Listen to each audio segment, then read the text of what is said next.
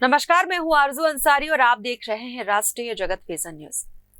स्वास्थ्य मंत्री श्याम बिहारी जायसवाल ने आज सुबह राजधानी रायपुर के डीकेएस अस्पताल का बिना पूर्व सूचना के आकस्मिक निरीक्षण किया। सुबह 7 बजे अस्पताल पहुंचे मंत्री ने मरीजों से सीधे मुलाकात कर उनके स्वास्थ्य उपचार और अस्पताल में मिलने वाली सुविधाओं के बारे में जानकारी ली।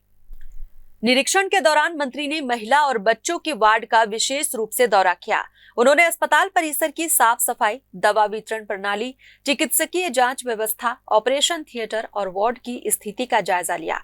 इस दौरान उन्होंने मरीजों के परिजनों से भी बातचीत की और उनसे इलाज में आ रही किसी भी तरह की दिक्कतों की जानकारी ली। स्वास्थ्य मंत्री ने मौके पर मौजूद डॉक्टरों, नर्सिंग स्टाफ और अन्य कर्मचारियों से मरीजों की देखभाल में अधिक संवेदनशीलता और समर्पण के साथ कार्य करने के निर्देश दिए। उन्होंने स्पष्ट कहा कि राज्य सरकार लोगों को बेहतर और गुणवत्तापूर्ण स्वास्थ्य सुविधाएं देने के लिए प्रतिबद्ध है और इस दिशा में किसी भी प्रकार की लापरवाही बर्दाश्त नहीं की जाएगी। निरीक्षण के दौरान मंत्री जायसवाल ने मेकाहारा अस्पताल की जर्जर स्थिति पर भी चिंता जाहिर की। उन्होंने कहा कि अस्पताल का वार्ड काफी पुराना हो चुका है, जिसकी सीलिंग और टाइल्स की हालत खराब हो गई है। इसको ध्यान में रखते हुए अस्पताल के रिनोवेशन के लिए 48 करोड़ रुपए स्वीकृत किए जा चुके हैं और जल्द ही टेंडर की प्रक्रिया शुरू की जाएगी। उन्होंने बताया कि 18 करोड़ की लागत से अस्पताल में क्रिटिकल केयर यूनिट और ट्रॉमा सेंटर भी स्थापित किए जाएंगे, जिसकी स्वीकृति भी मिल चुकी है।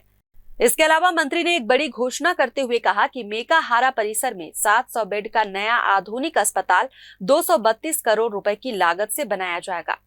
स्वास्थ्य मंत्री ने कहा कि मेकाहारा अस्पताल में मरीजों की संख्या तेजी से बढ़ रही है और मौजूदा संसाधनों पर दबाव भी बढ़ रहा है।